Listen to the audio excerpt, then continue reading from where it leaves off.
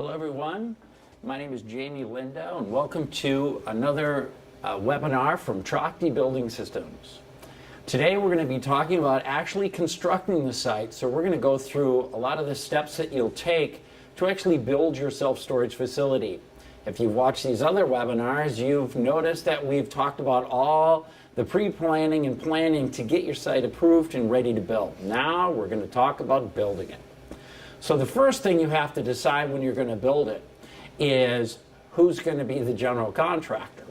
A lot of small sites, a lot of people do it themselves, that they're their own general contractor. They hire out all the aspects of the builders and oversee it themselves. And this, a lot of times, will not work for very large projects or multi-story projects, and they'll hire a general contractor. Now, our company, we have had a long 20-year relationship with a couple of very large steel building companies. One is Varco Pruden Building, the other one is Butler. And they are a part of what's called the Blue Scope companies. And we have a relationship with a lot of these builders, so a lot of the salesmen here can help you connect with a contractor in your area. So let's get started. What are you going to have to do if you're going to contract yourself? Now, I personally build them all, and I am my own general contractor, so I'm going to take the aspect today of you being your own general contractor. The number one thing you have to get is your excavator. You have to know who that is, and that is the hardest bid to get when you actually go get your bid. Concrete company, building companies like ourselves, Trachte Building Systems, you'll need an electrician for the outside lights, HVAC company, if you're going to do climate controlled, or your HVAC for your office. With the gate and security company, a lot of them do all the low voltage for your cameras and your keypad, your gate system, and normally that's the same contractor will do all. And door alarms or anything else you might have, they will do all the low voltage. Fencing contractor, and if you were going to build your office separately, there might be a separate general contractor you have to completely build out the office, or if you're putting Trachte is building the office and you just have a separate contractor to finish it out and maybe put any other of the architectural features on. That's would be. So before you can actually put the shovel in the ground, I'm going to back up. You need the city approval, township approval for your site. You're going to need a stormwater permit, septic sewer permit, state building permit in a few of the states that need it, like Wisconsin where I'm from. And the actual township will actually have a building permit and a DOT access permit. Those are normally how many permits you've had. We kind of mentioned it earlier in the other seminars. And hopefully if you worked out a site plan. And this is a site plan we're going to watch be built today. And not all the photos are towards it, but a number of them are. This is where the site is in the state of Oregon, and they have large buildings that are some climate controlled and regular drive-up units. Now, just back to whatever buildings you're going to build. Now, when I started in 1983 in this industry, most of the projects were built out of block. And it has morphed into most of the buildings are all in metal now. Some areas of the country have wood, some have block. Well, I'm going to talk about all three today.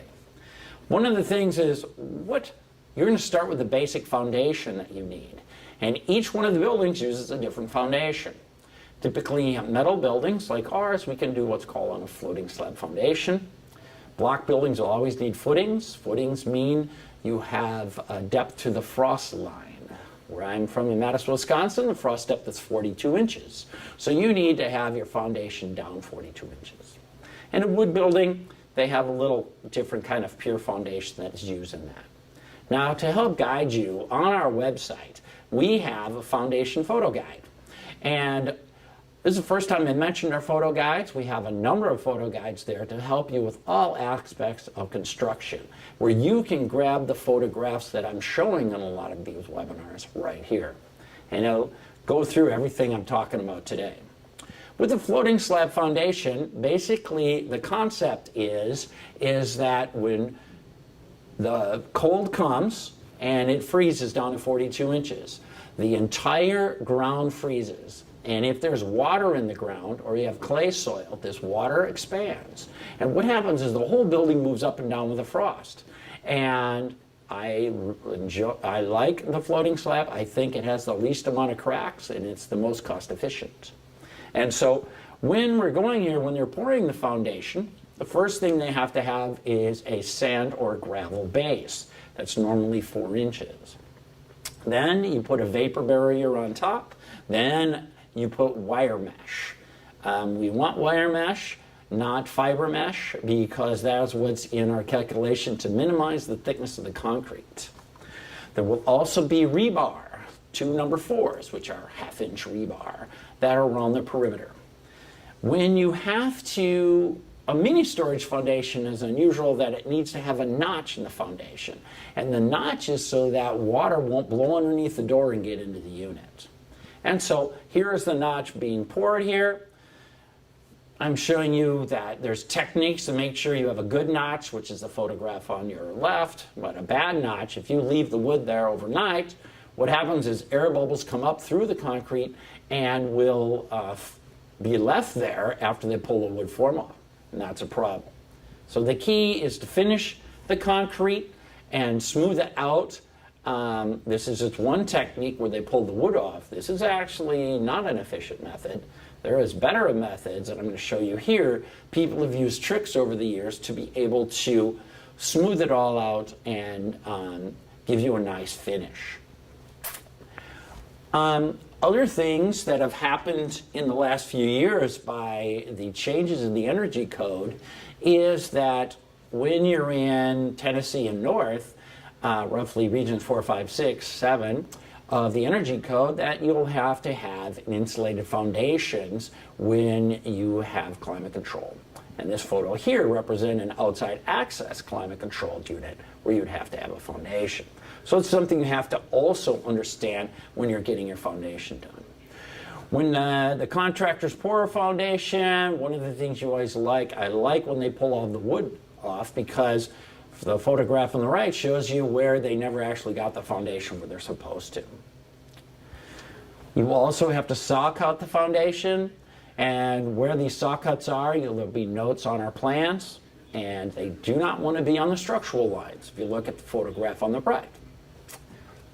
In some areas, if you have climate-controlled buildings, for example, or temperature-controlled, or buildings with concrete, or in some states, this is the only thing they will allow, is that you have to have a trench wall or frost wall footing. A trench wall footing is normally the go-to method because it's cheaper. And so you dig a trench, normally 12 inches deep, 12 inches wide, however deep the frost line is, and you just fill it with concrete and use the dirt as the form. And then you would pour your standard floating slab on top of it. With a frost wall detail, okay, these are all things you should go over with your regional manager here at Trachty to make sure you're getting the one that you want.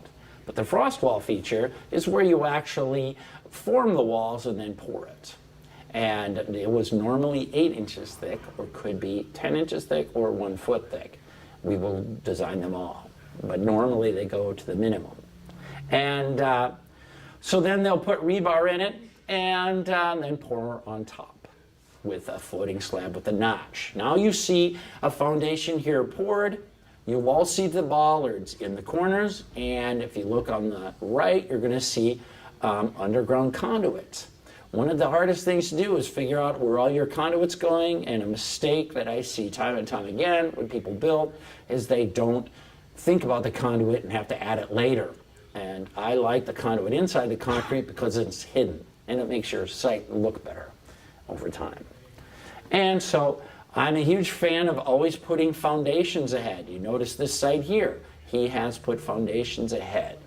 So for myself, I am putting foundations in, it's the fall, and I plan to get the buildings in the spring. And because it's the hardest part, and make sure you get planning with your concrete guy and all the grading and excavating it needs. Other mistakes that can happen is when you pour a foundation and your building is up, what is your pavement access to. The photo on the right is what I recommend, between 1 and 3 inches, unless you're in an ADA unit. The building on the left is the one that formed exactly to the notch height. The danger of that is, over time, over years, I have seen heaving of the asphalt paving, especially what your soil conditions are, especially if you have more clayish soils that will expand, or expandable soils. And so that's why the little bigger gap that you give saves you in the long term from any potential problem down the road. When Tracti designs a foundation, we always design it 2 inches wider than the building and 2 inches longer than the building. And the reason we do that is because we want to have the photo on the right, where the building is recessed from the concrete. We do not like the building on the left, where the building overhangs the concrete. So these are just some of the little tricks we use to try to mitigate your future maintenance problems.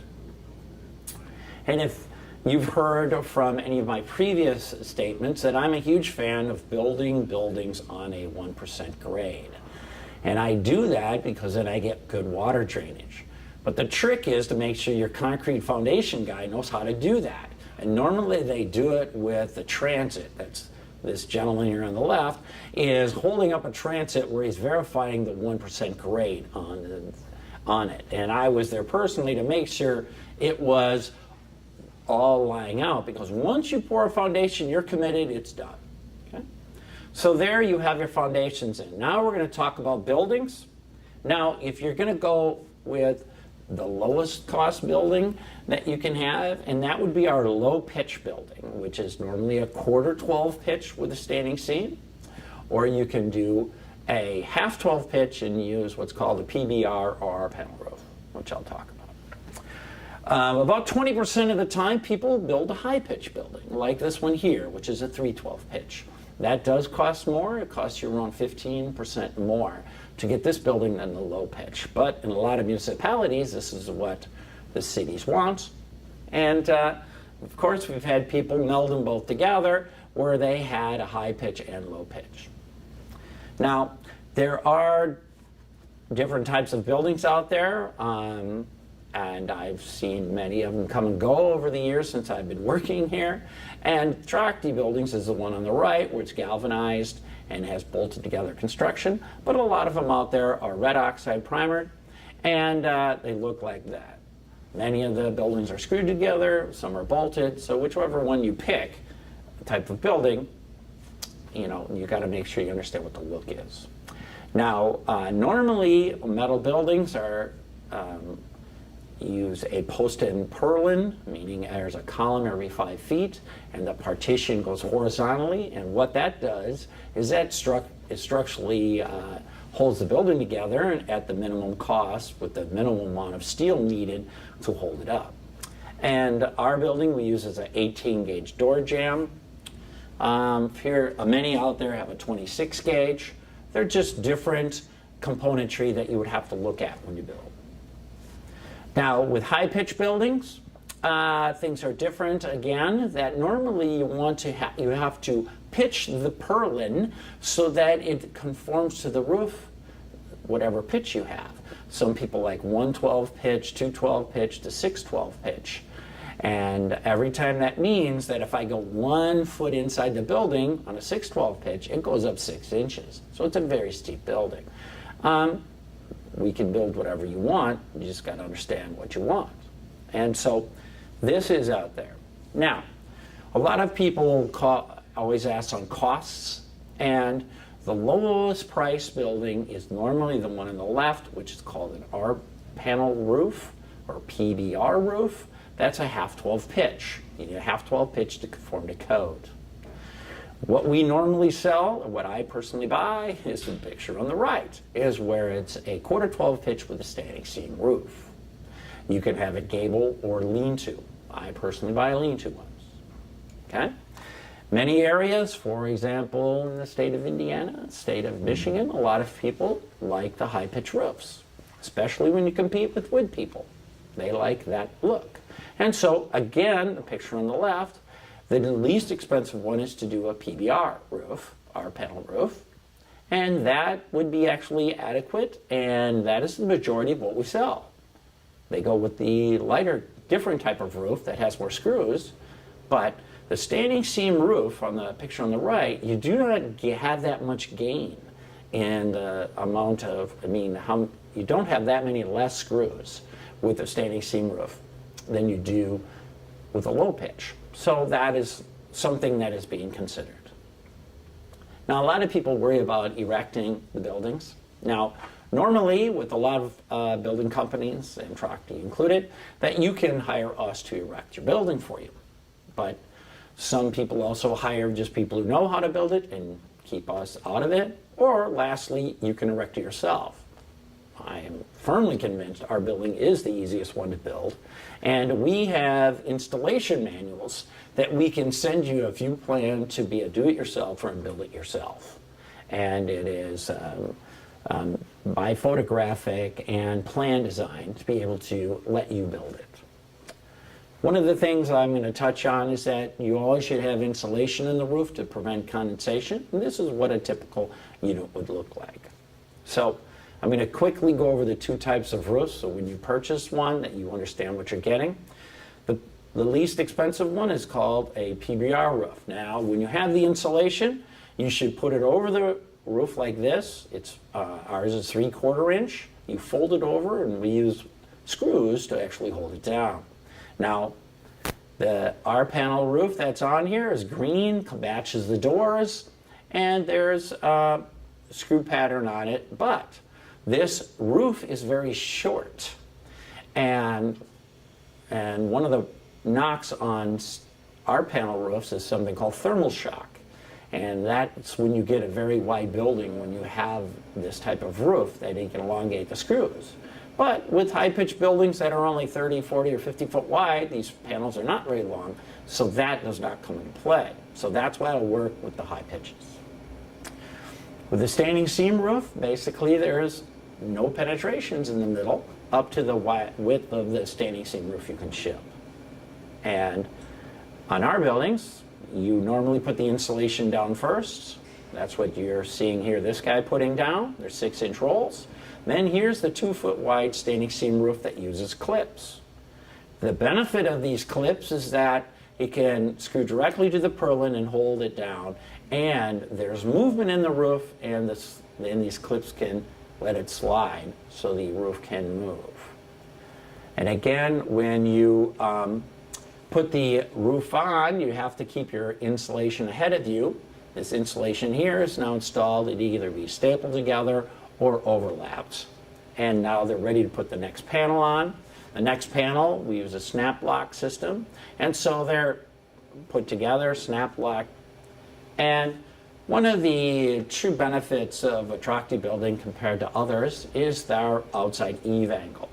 If you see these roof screws here, they are screwing down into that black tape and also the brown. What happens is all those screws are outside the eave. And so if we actually didn't have the eave like this roof sheet shows, is these screws that are there, they're outside the building. If I actually pulled that screw out, it would not leak in the building. I could pull the screw out, and then even if it rained, it would not leak inside the building. And so that's an advantage. And I like it with the metal closer, because the problem with the PBR roof is that the foam closure that's there in about 20 years will start to disintegrate. And so that was one of the downsides of the PBR roof.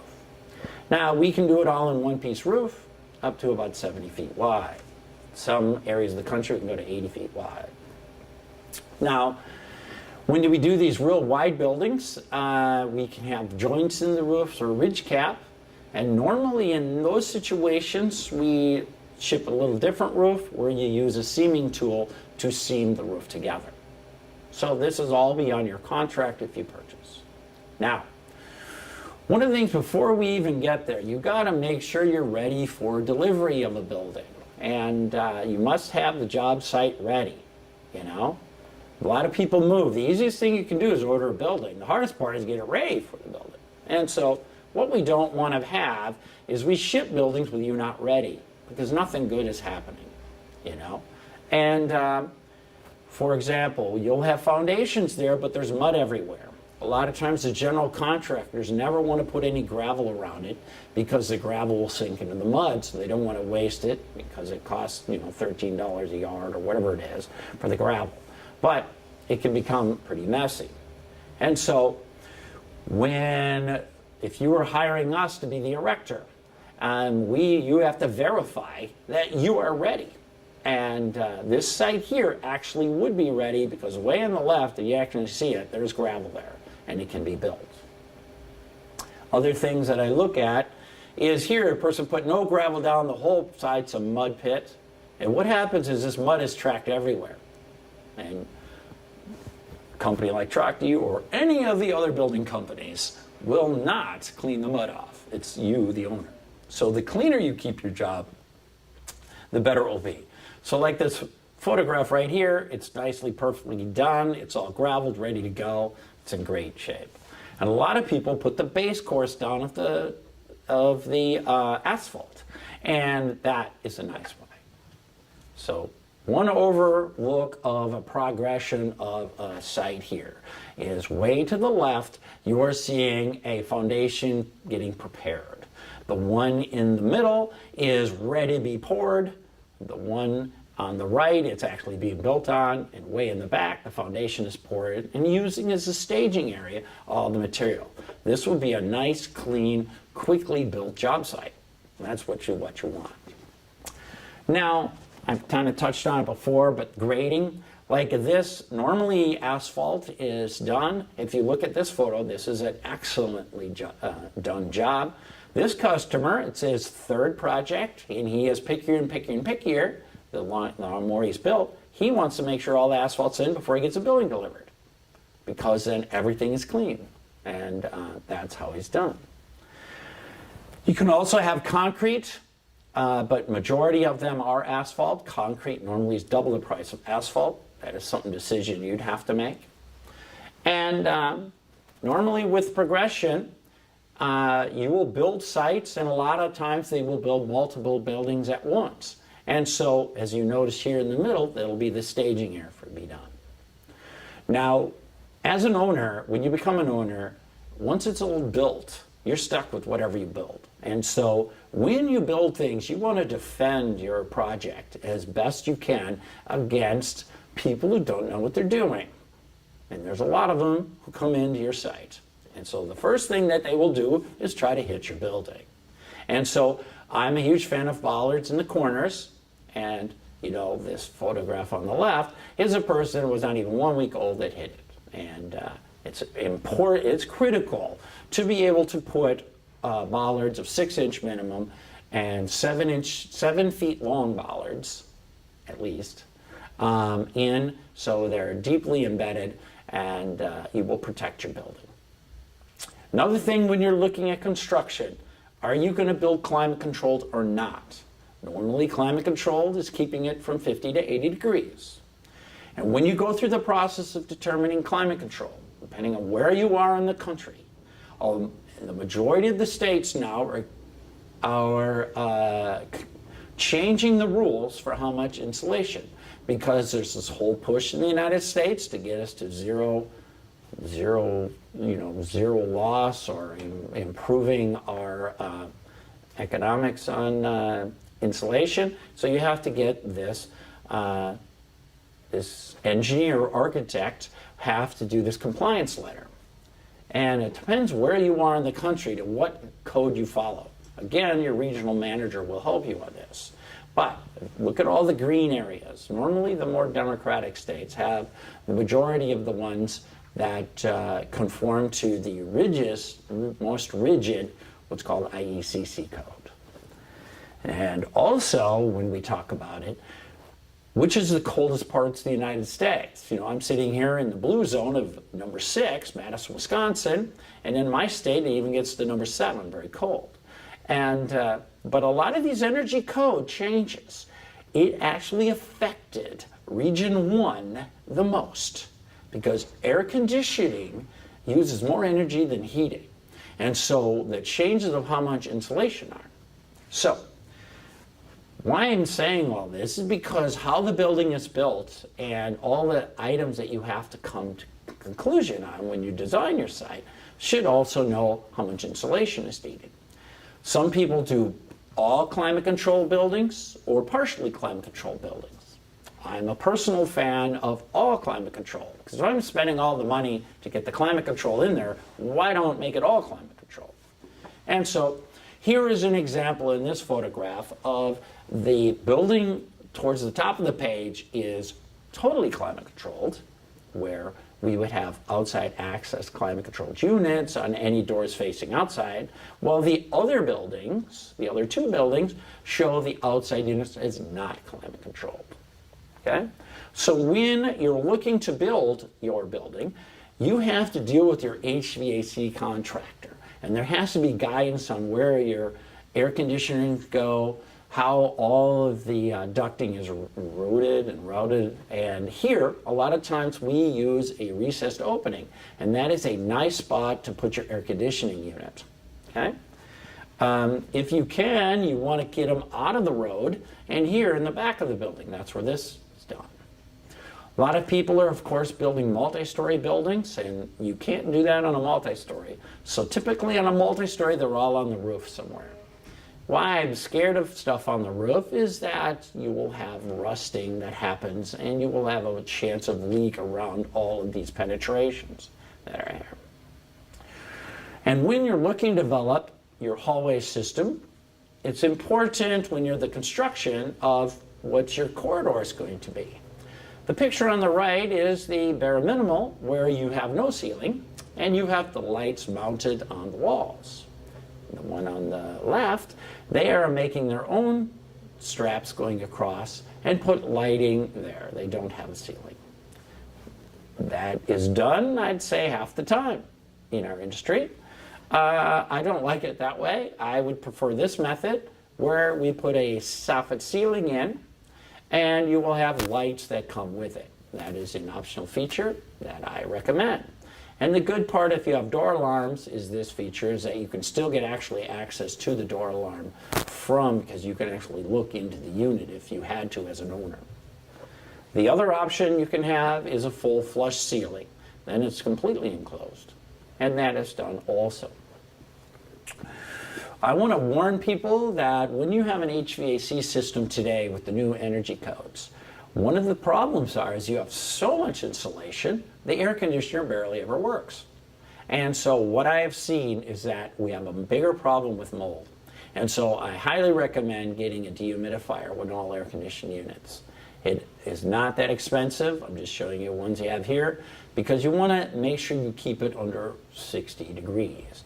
And many times you will have your heat and air conditioning. The air conditioning people can all have that remotely, so I can actually look at my phone and my 3 sites, I can tell you what the humidity and the temperature is inside. So I can monitor it, because what I don't want to have happen is it turn off, especially in the winter for me in Wisconsin, where I could have a problem. So you're going to have to hire an HVAC contractor. They'll have their own HVAC plan. And I kind of mentioned to you, I'm a fan of fully climate-controlled buildings. This photograph right here is a project in Indiana where the guy did climate control and fully enclosed it. Now that air conditioning and heating is actually the best. You won't have any loss. But I'm a fan of the next photo, which is a outside access climate controlled unit using an insulated garage door.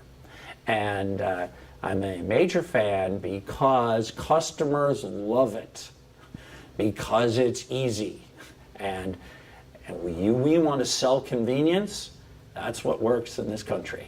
And so when the building is built that way, you have to do different things to our building to make it work. We have to put a torsion plate in, we have to change columns, but we know how to do that. And I have a photo guide to show you all of these aspects in photos, also in that photo guide on our website. So, when you're ready for the roof insulation, normally the construction process is the whole building is up, the corridors are in, and you're ready to insulate. Now the erector R30 insulation works for the 2009 IECC code. I'm just showing you photographs here. To me, this is the best bang for the buck. The correct amount of insulation for not too much high price, and you get a lot of good thermal break for it. And this is very important with our system, how to handle all of these different insulation issues to make sure our building works correctly. Now in 2012 IECC code, we had to use a different compliance theory, and that is something called a long tab banded roof system. And this is showing the structure up, and we have these white strips in there.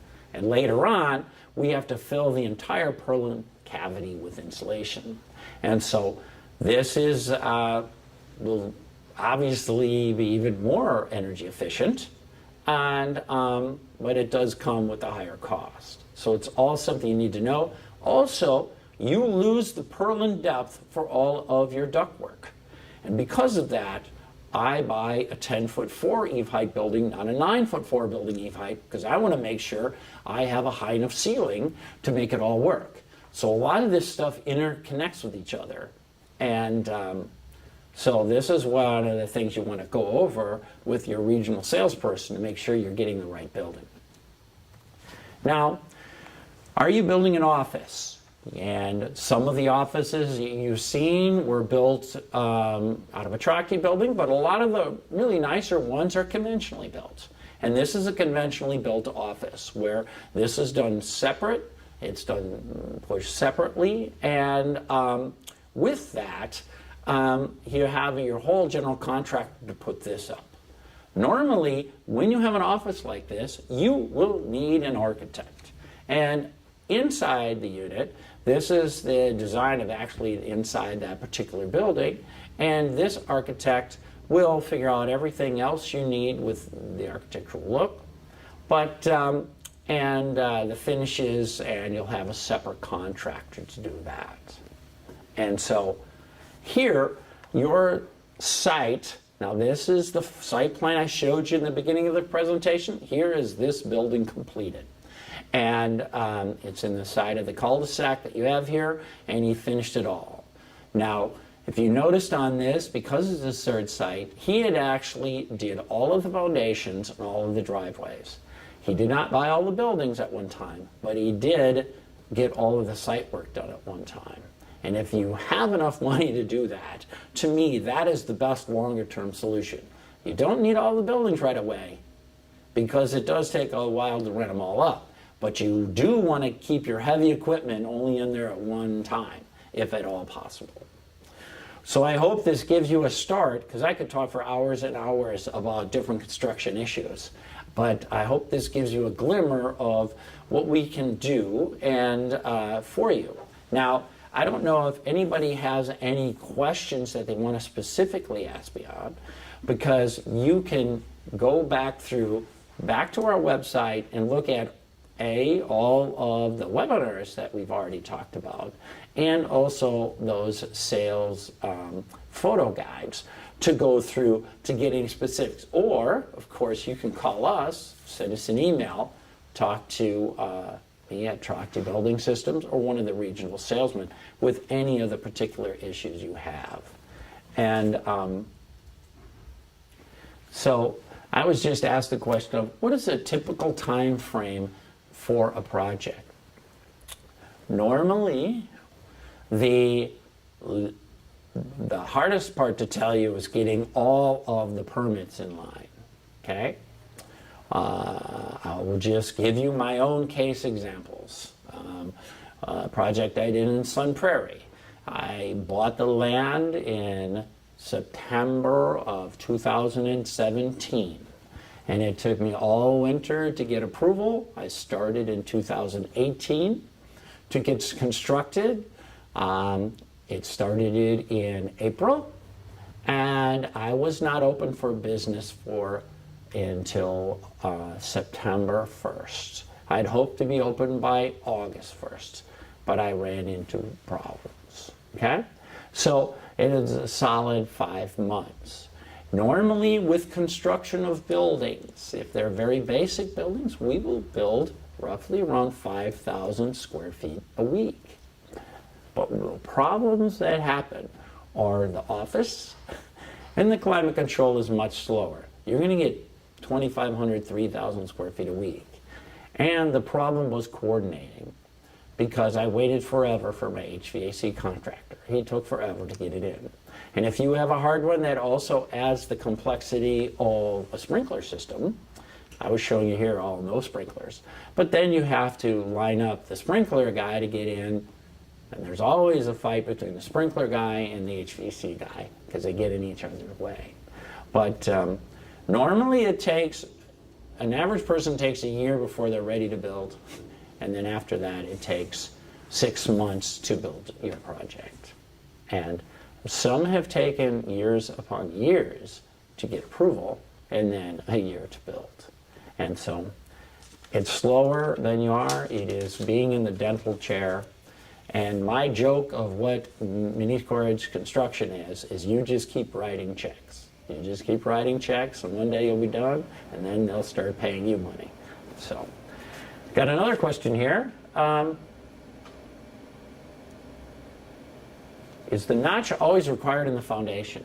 It is always required wherever there's a door or a dummy door. Okay? I personally believe you should always put a notch in, because we have had problems. You can build a building without a notch in the back, but you got to make sure you understand the grading, because in the grading of the property, if you have, for example, you have to look at me. Okay, here's the notch. Is that if you're up against a hill, the water can pond and fill up that notch and actually go into the building. And I was just at a site that had that exact problem, okay? That they did not have a notch. The notch gives you a security. Now, the problem is our standard notch is 9¼ inches deep. You can do it to just form the column there.